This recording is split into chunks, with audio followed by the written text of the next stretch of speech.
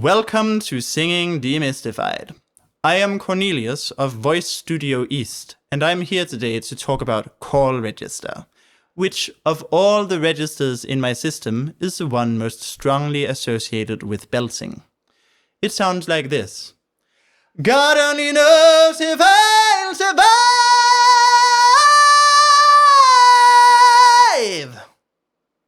The first thing to understand about call register is that it basically boils down to shouting a melody. I don't mean that it resembles shouting, it quite literally is shouting. Of course, as with any other vocal coordination, shouting can be more or less skillful. And to add musicality to call register, we can do things like adding vibrato or legato or other things not typically associated with shouting. To find the basic coordination, though, the easiest way by far is to simply call out, as if greeting a friend. Hey! Yo! Even though it is a shout, it does not have to be particularly forceful or involve any great effort. It helps to have a kind of effective intensity and to be highly animated. There is definitely a certain boldness and even aggressiveness to it. But there should still be a feeling of freedom, like you are simply letting the sound flow out of you. There should not be a sensation of dragging up a heavy voice or of putting in a great effort to fight against some resistance or obstruction. It should come out relatively easily. In other words, we are not looking for this. Hey!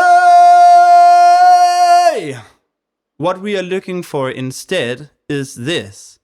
Hey!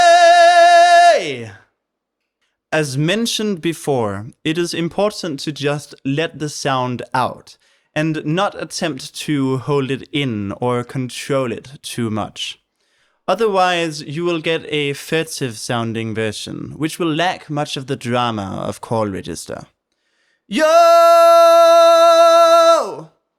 Though it may still sound vaguely shouty, this is actually a type of mixed voice, as it features restraint discussed in the previous episode.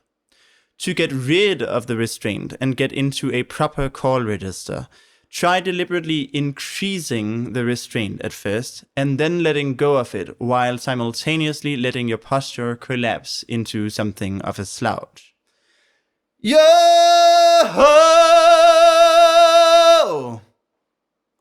Yo-ho! This collapse is not a small movement. And it is definitely not a downwards thrust of the shoulders. Such a forceful movement will only add to the restraint.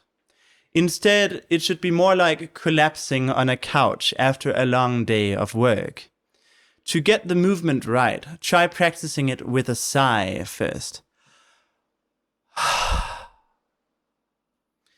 As mentioned before, make sure the collapse is not a shallow movement. In fact, the movement should extend all the way down to the lumbar spine. If you only collapse your posture from the thoracic spine and upwards, you will most likely hold on to all the tension in your core musculature and will be unable to get rid of the restrained sound. But make sure to keep the head reasonably level or even tilted upwards a bit. Another method is to try sustaining a note with the restraint, but shaped otherwise similarly to call register, and then gradually release into the note, so to speak, making the sound gradually more free and flowy. Hey!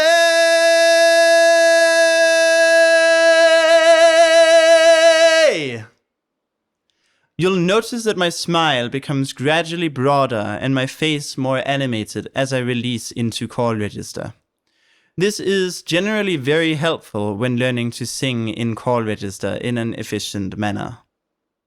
To further loosen up call register and to keep it flowy and efficient while you practice it, it helps to work on riffs instead of sustained notes.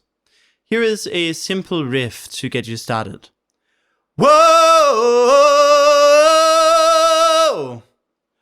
Once you've got the hang of this, you can add some high notes to the end. I like to add 2 high notes, the first one with a bit of sustain, and then just returning to it briefly the second time. Whoa!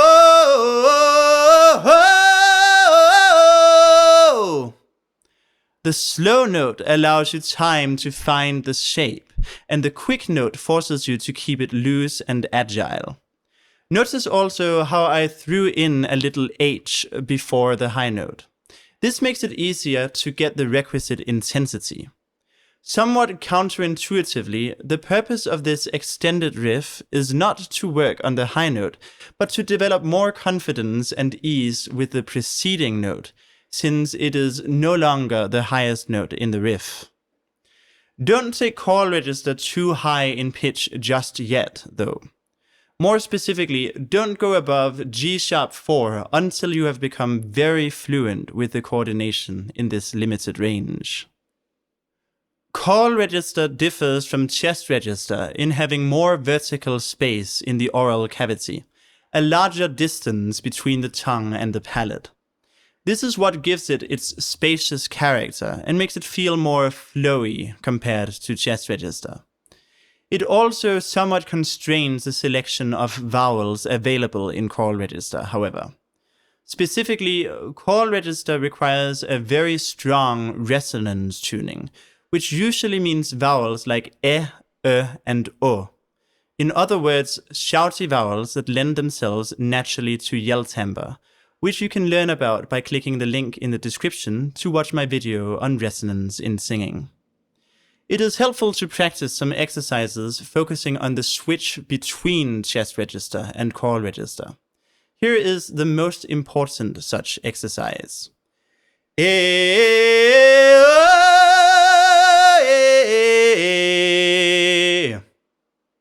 That's e at the bottom and at the top.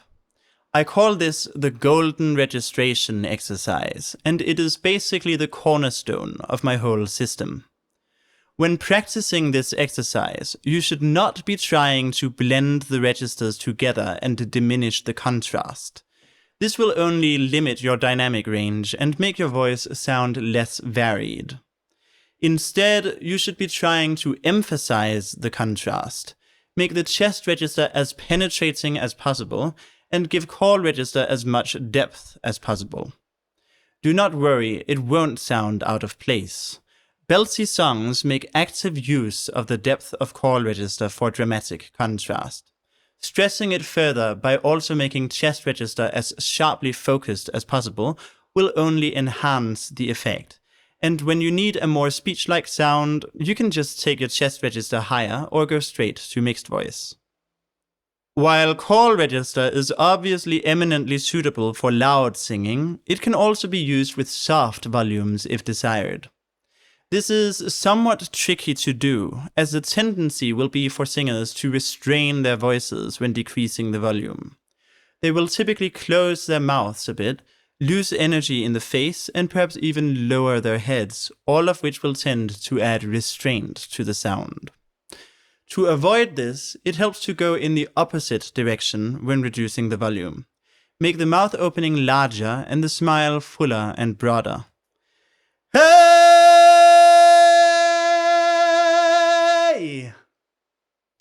Once you've got the hang of this, you can try going directly for the soft version. And when you've got the hang of that too, you can practice going in the opposite direction, from soft to loud, in order to minimize pushing and get a really efficient call register. Hey!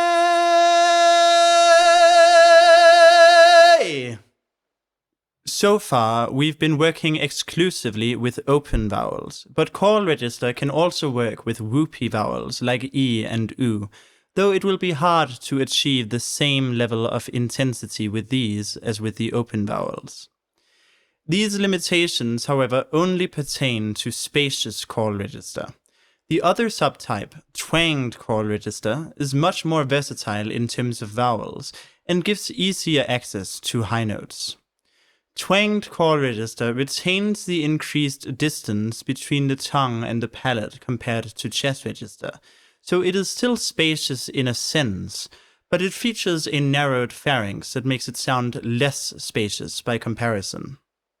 This narrowed pharynx is twang, but it is not the same type of twang that is used in chest register, which relies on a very low, brassy kind of twang. Twanged call register instead relies on a whiny kind of twang, more like the one used for mixed voice and pharyngeal voice. We can find this kind of twang by imitating a cat meowing, wow, or yowling, wow. I like the yowling because it is the more screamy of the two, which is fitting because just as spacious call register is essentially a shout, twanged call register is essentially a scream, and thinking of screaming is often a helpful way of getting a proper level of intensity suitable for twanged call register, especially for the high range where twanged call register is most at home. In general, there is a tendency to use spacious call register for the lower belting range and twanged call register for the upper belting range, which might make you wonder why I consider them to be subcategories of the same register, rather than regarding them as separate registers entirely. The answer is that there is no clear line to be drawn between spacious and twanged call register. No point where one can be said to end and the other to begin. Close vowels will become increasingly viable as you go in the twanged direction, but even in the spacious version, they will be viable in the lower range, as seen, for example, in crooning. And the more pharyngeal narrowing you add, the higher you will be able to take these vowels before they start to fail. Thus, there is really no way to draw a boundary between the spacious and twanged varieties of call register. They are mere directions rather than a categorical distinction. To maximize your facility with close vowels in twanged call register, it helps to add a bit of medial compression. But unlike with mixed voice, it should not have a quality of restraint. Instead, it should have a quality more like bracing yourself, like this. He. Make sure, though, that it has this bright forwards quality and is not tending towards a wheezing grandpa voice. To achieve this, simply make sure that you're establishing the compression with a high larynx and a bright vowel like e. He. Finding the right balance of pharyngeal twang and medial compression should make it possible to belt out close vowels, though there are still some constraints pertaining to resonance tuning. For viewers who have watched my video about resonance in singing, link in the description, I can say that even twanged call register requires the vowels to be at least in whoop timbre or more open than that, and to use second formant third harmonic tuning or something more fronted than that. What this means in practical terms is that the vowels U and O will need to be directed towards Ö as we ascend in pitch, and the vowel E will need to be directed towards E. And for really high pitches, everything will tend to converge on something like E. To become more proficient at twanged call register, we can extend the golden registration exercise from before, adding an extra high note.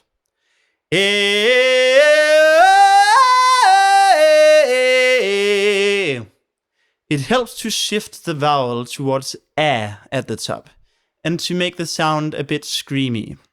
This might be excessively bright in many cases, though, so to get a more balanced sound, we can instead shift the vowel towards Ö and keep the larynx more steady, but make sure the mouth is still very open.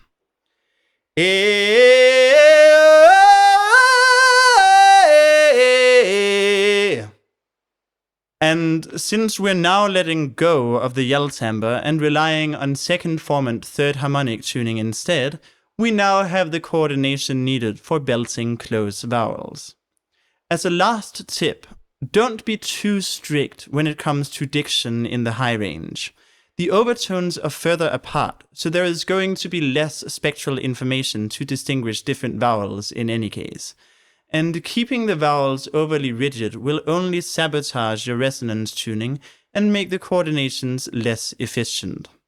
In fact, in this range, I typically just toss out the idea of singing vowels and think in terms of resonance tuning instead, which, as mentioned previously, you can learn more about by clicking the link in the description to watch my video on resonance in singing.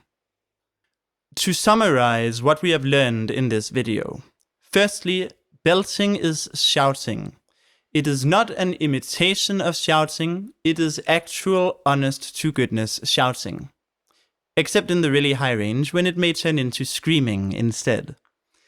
Secondly, it should be an extroverted, unrestrained sound, and typically requires less core tension, that is, less breath support, than mixed voice. Thirdly, do not be too quick to attempt high-pitched belting. It is best to become very fluent in the range up to G-sharp 4 before taking it higher. Fourthly, spacious call register relies on naturally shouty vowels like e, and o, but twanged call register is more versatile. Fifthly, do not try to smooth over the contrast between chest register and call register. Instead, enhance it. Finally, twanged call register can be found by making your voice a bit screamy, and benefits from adding some medial compression. And with that, we've reached the end of today's video. If you have any questions, whether about call register or about anything else, be sure to leave a comment down below. If you wish to get in touch, you can click the link in the description to join my Discord server, or visit my website at voicestudioeast.com, where you can also book lessons with a 50% discount on your first booking. Stay tuned, remember to like and subscribe for more content, and as always, thanks for watching.